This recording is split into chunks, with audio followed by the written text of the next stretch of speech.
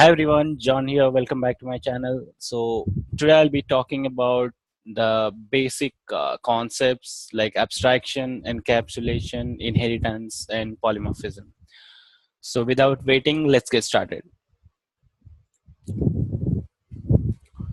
So first I'll explain about class and object. So let's understand this first.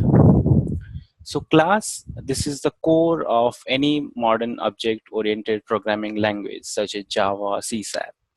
So it's the blueprint of an object where that will contain variables for storing data and functions for performing operations on these data. Whenever you define any class, so I have given an example over here, you can see. So class employee, and I have created two instance variables of type integer and string. So whenever you define this, this is not going to occupy any memory space. So this is only logical. So the moment you create an instance of this, so the instance is what we call as object. So the moment you create that, then that object will occupy a memory from heap, and that reference variable will occupy memory from stack. So this is the instantiation of a class, you can see. So where employee e1 equal to new employee, the moment you use this new keyword and then this class and this double bracket, so at that time that object of this class gets created and it occupies a memory in heap, and this is the reference, this is the object. So reference gets stored in stack and the object gets stored in heap. Okay, so object, as I said already, is an instance of a class. So I can give you a real world example where you can relate this class and object. So as I said, class is the blueprint. So you can take it as an example like the engineering plan. Before building any house, you get an engineering plan, right? So that is the logical structure that where the definition would be there, like how we need to proceed for creating that building, right? So all these things, all these calculations, documentations would be present in that engineering plan when we get this from an engineer, right? So and using that engineering plan, we can build a house. That house you can call it as object, and that engineering plan you can call it as class. So using that class, using that engineering plan, you can create as many houses as you want, right? So that will be of similar structure. So whenever you'll be creating multiple objects of a class, it will be having that similar structure, but the data would be different, right? So the instance, so you can instantiate all the instance variables, and you can you know, depending on the data, the output of all the methods which will be present in that class, so it will be different. It will vary from object to object, right? So I'll give you a demo. I'll go to Eclipse. Okay, here I have created this employee class. Okay, so here I have defined employee ID and employee name, so integer and string type data, and the access specifier is default. So this thing I'll be explaining in my next tutorial, like what all access specifier we use, like public, private, protected, and default. So I'll just show you how we create an object of a class. So this is the class. So we are defining these two instance members. Next, I'm creating this main function. So this is the one where execution starts. So before this static block, of course, executes, but this is the one which is the starting point where the JVM will trigger this. Whenever we execute this program, JVM will find out the main function of that particular class and it will start executing. It will trigger that. So execution always starts from main class. So this is one of the interview questions you might take a note of. So here the method should be public, as you, this is a prerequisite, the public and static. So these should be there, and void obviously would be there, and main, and it should take string arguments. So that method signature will only be hit by JVM when it will start. So any other signature if you'd be putting, overriding, overloading this method, it will only trigger this one with this particular signature. You can alter this static and public, but you can't alter these stuff. So always the return type should be before the name of that particular method. So it should be main here. Okay, so I mean that will be explaining later. So here you can see the object of employee class is created, and here what I'm doing is, so this employee one is a instance of this employee class. Okay, so this employee ID and name would be different. I mean, based on how I initialize it, so it might be different. Okay, so employee ID and name, these are associated with employee one. The moment I create this employee one from this employee class, this object, so this object would be having a copy of employee ID and name in its own memory. Okay, so second, I created another object, and then I assigned these two instance member to different variables. Like here, I have assigned 100 and Jack, and in the second object, I assigned 100 and Jones.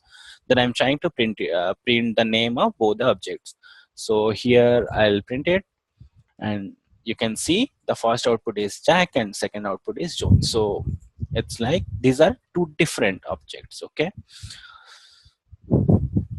I'll go next slide. So next thing I would be explaining is abstraction. So what is abstraction? Okay, so abstraction is to represent the essential feature without representing the background details.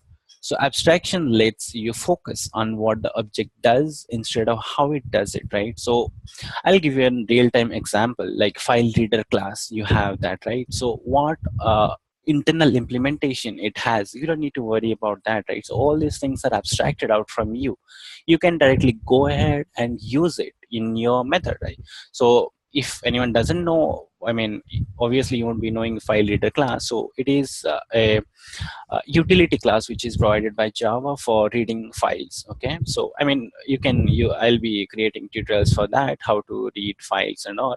So then you can refer. So this is like this is a utility class which is provided by Java API only. So that thing you can use for reading classes, but for using it you don't need to know how it handles a file. You just need to know how to call that particular method, but you don't need but you won't be having any idea what it does internally. So how it is handling that file, how it is maintaining the file security, and how it is allocating the memory for that file. So these things are hidden from the consumer. So this is called one example of abstraction. Another example I can give, like for example, mobile phones. So basic thing is like you can call and send an SMS. So for example, these two functions, so these are common for every mobiles, right? So these things you can abstract it out. You can create an abstract class, and you can provide this two abstract methods and give the implementation of this basic call and send SMS functions, and any other mobile who extends this will be having access to those two methods, and they can do the similar functions, and if they want to override it they can do it. But I mean, basic things as it would be there, so they need to do it. So like iPhone, Sony, Xiaomi, those mobiles can extend that particular abstract class, and they can give it they can use those two functions, and on top of it they can override when they want, obviously, and if they don't want it they can provide additional functionalities, right? So this is abstraction. So encapsulation is information hiding. It enforces access to the internal data in a controlled manner. So what I mean by this is, for example, a mobile manufacturer is manufacturing a mobile phone, right? So so whenever you make a call from your mobile, so you don't know what it internally does when you type a number and you just press the button call, right? So these things are encapsulated inside a method, inside a class, inside a separate class, which you don't have access to, right? So only thing you know is how to press the call button, but these things are encapsulated, right? So it is hidden out from you, right? And for, another example would be TV, right? So the moment you click on this power on, the moment you click on this channel change, internally it does a lot of things. Those things are not exposed to you, or you don't know, right, how it does it. You don't have access to that. You can only change the channel. So for end user perspective, you just keep it simple. They just keep it simple, right? So you can operate it without knowing any internal details. So all these things are hidden from you. So this is the example of encapsulation. And here I can tell you like how we enforce encapsulation in a class. So there are access specifiers, right? Public, private, protected, and default. So by this here you can see this class foo is there. So it is not encapsulated properly. It's bad. The coding standard is bad. You can see there is a instance member not encapsulated. It is a public member. So anyone can create the object of this class and can change this particular variable, right? So because it is public, you exposed it to the outside world, so anyone can change this variable, so you won't be knowing what it is doing and you don't have control over it, right? So sorry, yeah. So next class, you can see here I made it private. That means it is restricted to the outside world. You can only access a private instance variable inside this class, so you can't access it outside. Okay, and the only way to change the variable value is to call this method, and this method enforces a range check. So if the range it will satisfy, then only it will assign that variable. So this is properly encapsulated inside a method, right? So the way we encapsulate things. So encapsulation means, you can say it in another way, that the way we structure things, the way we create the data members, methods, and put it inside a class. We maintain package structure. So that is called encapsulation, and we uh, put proper checks that this is safe from the outer world. We don't expose it, right? So that's all about abstraction and encapsulation.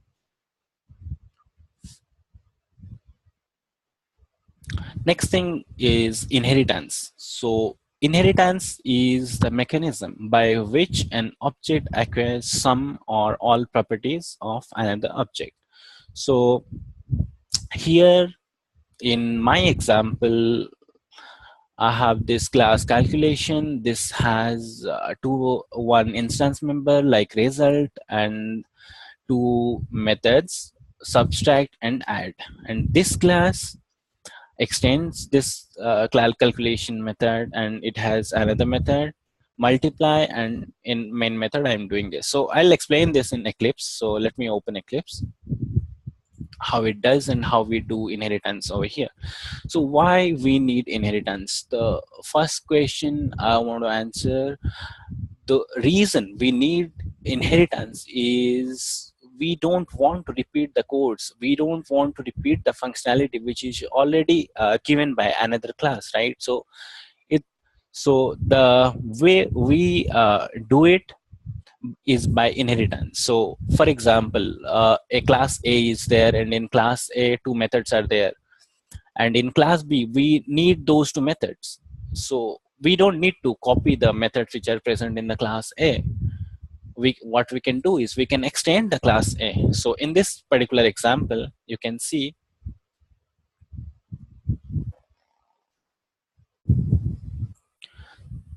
the calculation class. So this calculation class provides the implementation for subtract method and add method. Okay, for example, I have another class. So in case you are wondering why two classes are present in one file, it is possible in Java, but only one of them should be public. Okay, but internally it will be creating two separate classes, two separate class files. So that will explain later. So here you can see, so yeah, as I was telling you, calculation class is there. For example, we need the subtract functionality and add functionality in mycal class. So the way we can reuse that subtract and add method is by this keyword extends. So we can extend the calculation class. Is you can see here I have written extends calculations. So you can extend only one class, and implement you can extend I mean n number of classes, interfaces you can implement. Okay, you can extend only one class. So multi-level multiple inheritance is not supported in Java because there would be confusion. Like this subtract method would be present in a lot many in suppose two classes, and you're extending these two classes over here, so it will be difficult for this program to know which method to call, because that implementation is given by both the super classes, right? So it is very difficult. So because of that, Java doesn't support multiple inheritance. Okay, so you can extend only one class. Okay, So here you can see this multiply method, that is an additional method which is given by this class, and inside this public static void main method I have initialized two local variables, a equal to 20 and b equal to 20. In case you're wondering why we need to initialize it, you have to initialize local variables. So my calculator calc equal to new my calc. So what I'm doing is I'm creating a object of my calc class. Okay.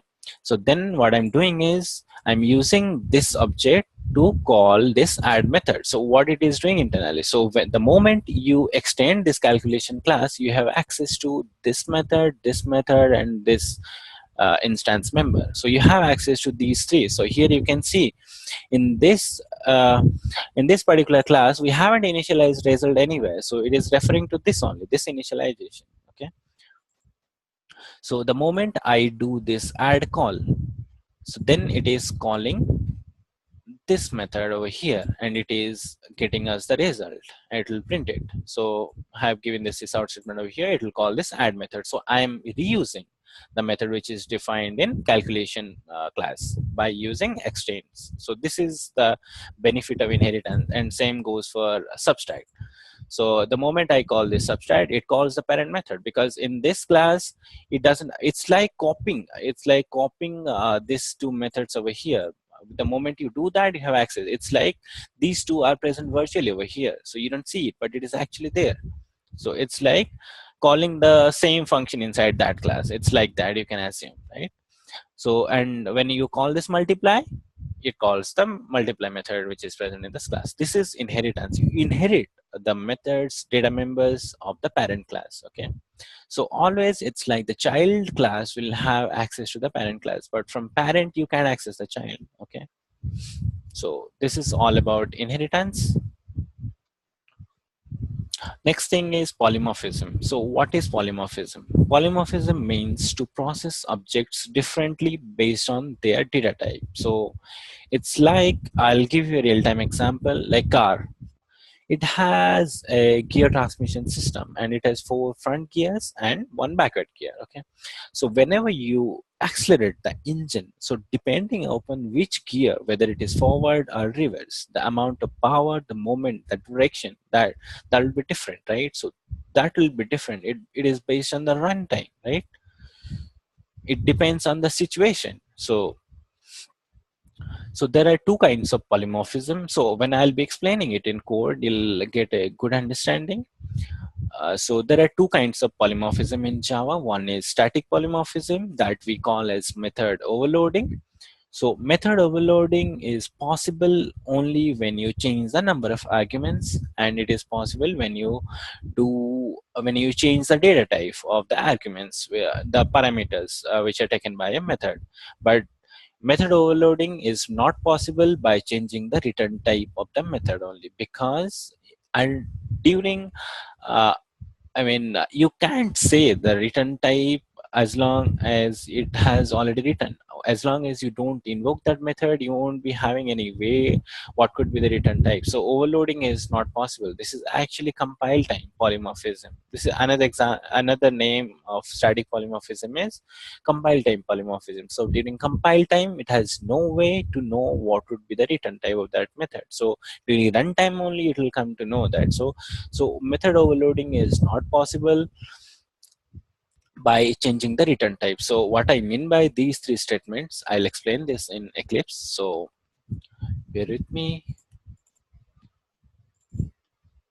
So here, so this class, this has add three methods which are named as add only. Okay.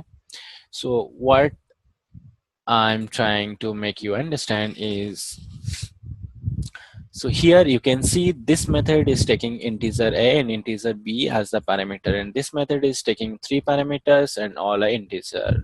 Third method, it takes 2 parameters, one is integer and float. So these three methods, they are of similar, they are having similar name, but what is the difference? The number of argument is different, the number of parameters is different, and the data type is different. Okay, this is called method overriding. So how it is being used in this particular class, I'll show you. So here you can see I'm creating the object of this class, and I'm adding sorry, and I'm calling the method and passing some arguments. So depending on the type of arguments which I'm passing, so that appropriate method would be called. So for example, here I am calling this add method and I'm passing two integer values. Okay, so what it'll do is it'll find a method which accepts two integer values. So it'll find this method. One second, some issue.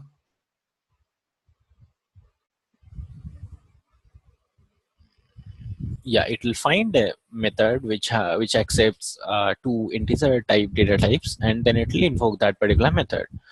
And for the second case, we are passing three integers. So depending on the number of inputs and its data types, it will invoke the correct method, whichever is uh, appropriate for that.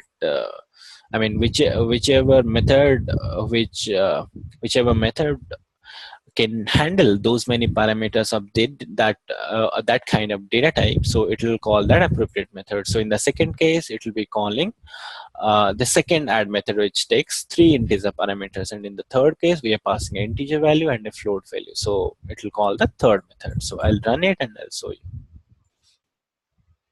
So here you can see the first add, second add, and third add. So first one it will call the first one, second one it will call the second add, and third one it will call the third add. So so that's all about method overriding. As I already mentioned, by changing only the return type, it's not possible.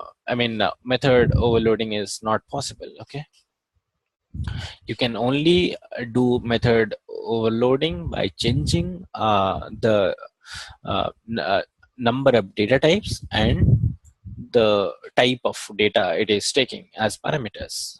Okay, so next thing would be dynamic polymorphism. So that we also call as runtime polymorphism or method overriding. So what we mean by that, I have an example over here. I'll show you. So let's say there is a class bike.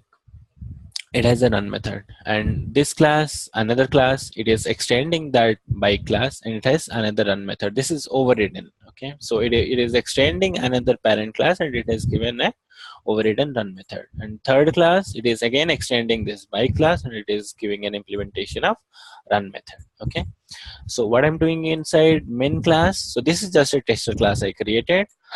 So uh, here I have created an instance of bike and bike, because you guys will be confused if I do these two first. So I thought of doing this first. So this is not runtime polymorphism. This is just normal class run. Okay. So the moment I'm doing instantiating the bike class, and I'm calling this run method, so it's obvious that it will call the run method which is present in the bike class. Okay. Let's see the third statement. So bike equal to new Yamaha. So what is meant by this? So what we are doing here is we are creating an instance of the child class, and we are using the parent class reference, right? So the moment we call this run method bike.run, so what it tries to find is it will try to find the run method in the objects class. So here the object, what is the object? It is the object of Yamaha class, right? So it will run the method which is present in Yamaha class. So it's not dependent on the reference, it's dependent on the object type. So whenever we call this run method, so it will invoke the method which is present in Yamaha class. Okay, so in this case it will call this run method, and it will print out this statement. Okay, let's go to the fifth statement, this one. Suppose bike one equal to new Honda. So in this case, we are creating an object of Honda class, and we are assigning this object to its parent class reference, right? So parent class can obviously hold the object of any child class. This is what you should know, that parent class can hold the object of child class, but child class can't hold the object of parent class. Okay, so in case you do that, that will give you a class exception. You should never do that. That will be a runtime exception. That will be a class exception. So in this case, whenever we'll be doing this bike one dot run, sorry, I missed the one over here. Whenever we'll be doing this bike one dot run, it will be calling the method which is present in this Honda class. So it depends on the object, as I already said. It depends on the object, not on the reference. So it will call the run method which is present in this class. Suppose in Honda class the run method is not there, then in that case it will be calling the parent run method. So in that case it will be this one. If in Honda class this run method won't be there, so then in that case it will be calling the parent class. Okay, so it's like dependent during the runtimes. Why it is calling as runtime polymorphism? Because during runtime it decides like whether the run method implementation is provided by this or it's not present. So in that case it will be invoking the run method which is present in the bike class. So the moment you write bike under run, it doesn't validate whether the run method is present in Honda class or not. So during runtime, it comes to know whether the run method is present in the child class or not. So in that, if it is not present, then it will call that child class run method. If it is not present, then it will call the parent class run method. So this is what we call as runtime polymorphism. So I'll try to run it and I'll show you the result. So you can see in the first case, this is normal. This is not runtime polymorphism. Second case, you can see it calls the objects run method. Third, it calls the objects run method.